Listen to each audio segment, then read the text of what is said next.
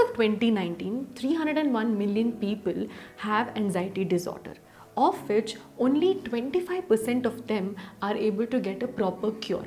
There is so much of chatter about anxiety, but the main problem over here is not many people know the subtle signs of anxiety. It is not always racing of heartbeat or you feeling nervous or stressed. There is more to it. In today's video, we are going to decode the subtle signs of anxiety that all of us experience, which you might have missed. My name is Vandana. I'm a counseling psychologist and founder of Happy Lab Counseling Center.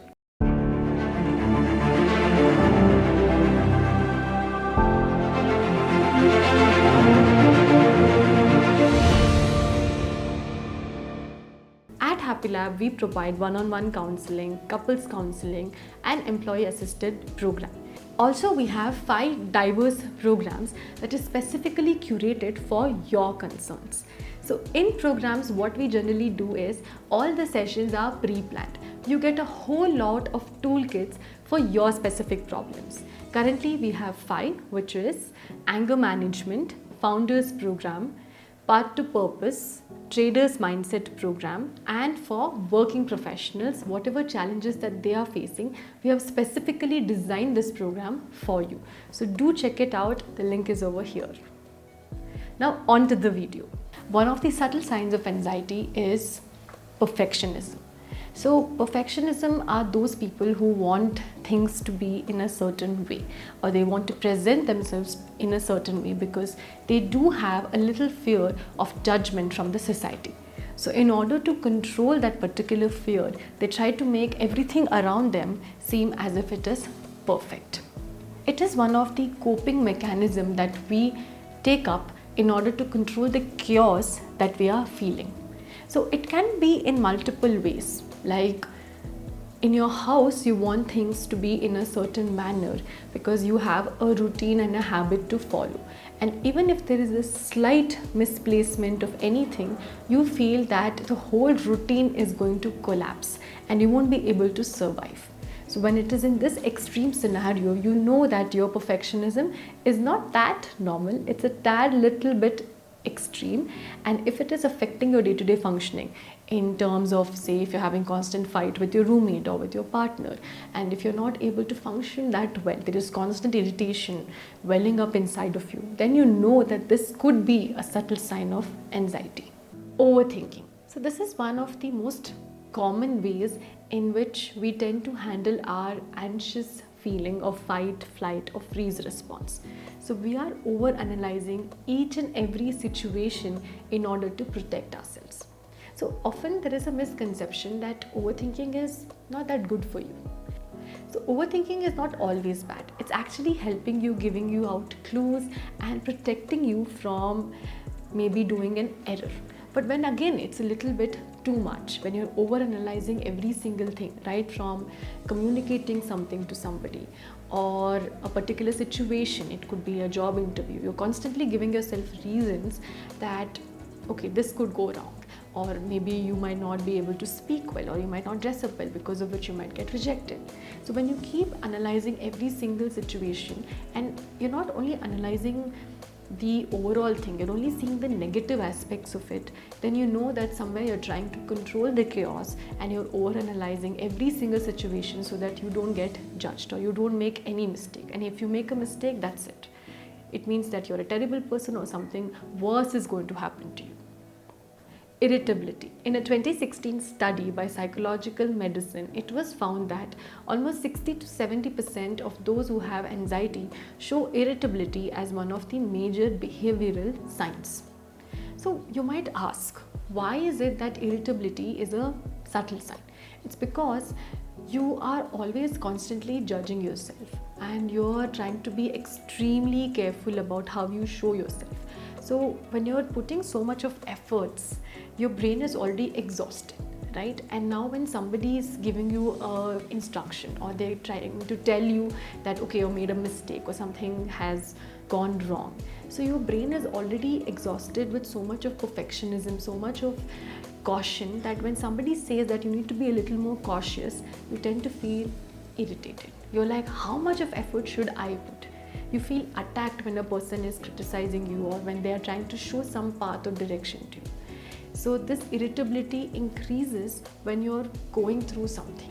Say you're afraid of making a loss in a trade, or you're afraid of a big project that is coming your way, or you want to propose to your girlfriend and you're really nervous about how it's going to go down. So when there are so many things happening, when that fear is already taking a huge control of your life, when somebody else speaks to you or so much as to even gives you a little bit of instruction, it gets to your nerves. And when it happens constantly, you have a lot of anger outbursts, and every single small thing could irritate you. It could be even a person just telling you hi can seem a little bit irritating. And when you see yourself getting irritated pretty often, then you know something has happened in your life that you need to probably re-evaluate and see what is this change and how you can handle this change without seeping it to others. Avoiding behavior. So whenever we are going through something, a change, or there is something that is traumatic, or something huge has happened in your life which you probably don't want to accept, or you still haven't come in terms with it, the normal behavior that a lot of them showcase is avoidance. They just don't want to accept that this has happened to them. So this could be in cases of, say, breaking up with somebody, or you got fired. So you know that this is completely unexpected. You're really anxious. You don't know what are you going to do next, because the future path seems pretty uncertain.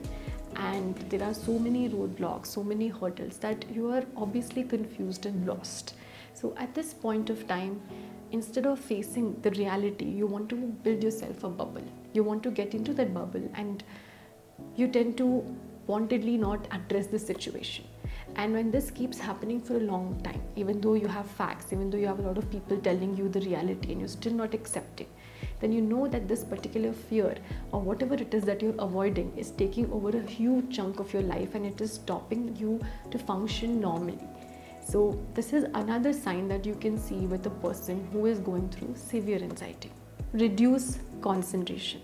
So now you might say that all of us in this day and age of reels and short form content, of course we want things to be exciting and interesting, right? Who doesn't want it?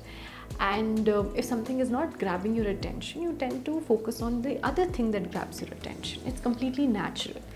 But with those who are going through anxiety, even though there is something interesting or catchy, their mind is racing, right? They're not really in the present. They're worrying about the past or worrying about the future. So at that point of time, for them to find something interesting and give their complete attention to becomes a big concern. So you can see that their cognitive functions are not able to do its job because they're so overwhelmed that there is no other space for them to focus or concentrate. So they tend to forget a lot of things who have severe anxiety, or they seem to be lost because they're constantly worrying or thinking about something. So if you catch yourself on a day-to-day basis doing this, then you know that there is something that has happened and you need to re-evaluate. And if it's something that you're not able to do so, then you can always seek professional help. Procrastination. So if you see, a lot of us do procrastinating, right? If at all we're not interested in something, we have this tendency to put it off. And if it's a pressing matter and you have to do it, and if you don't have that motivation or will, you will still find a way to push it, right? So that's what is procrastination. But those who are going through anxiety, they're so overwhelmed, they're in a constant state of worry that any task, big or small, can seem like a huge thing, and they have created this exaggerated version of it, and in order to face it, they're scared, so they tend to again procrastinate it. So this could be a symptom for multiple other things. It need not always just be for anxiety, but if you feel that you're only worrying about something, you're only overthinking about something, then it could be a sign of anxiety.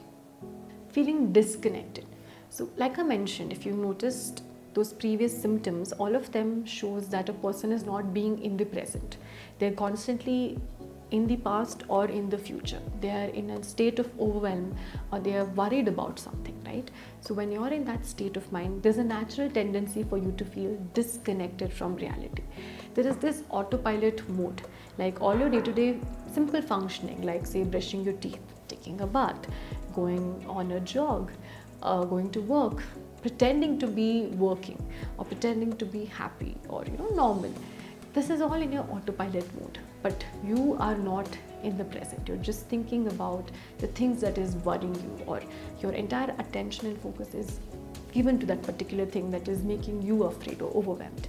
So when you feel that you're constantly in autopilot mode and you don't know what is happening, you seem to think that the days have passed by very quickly and you don't even remember what happened, then there could be something that is bothering you, and maybe talking about it to somebody can really help. So these were a few subtle signs that you might have noticed in yourself.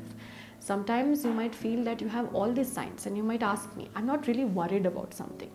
So in certain cases, it need not be an active worry. It could be something that is unconscious and you're not really aware about.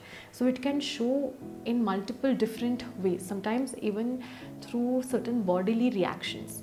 Like some of us tend to not feel really hungry before a big test, right? Or you might have constant headache or sleeplessness.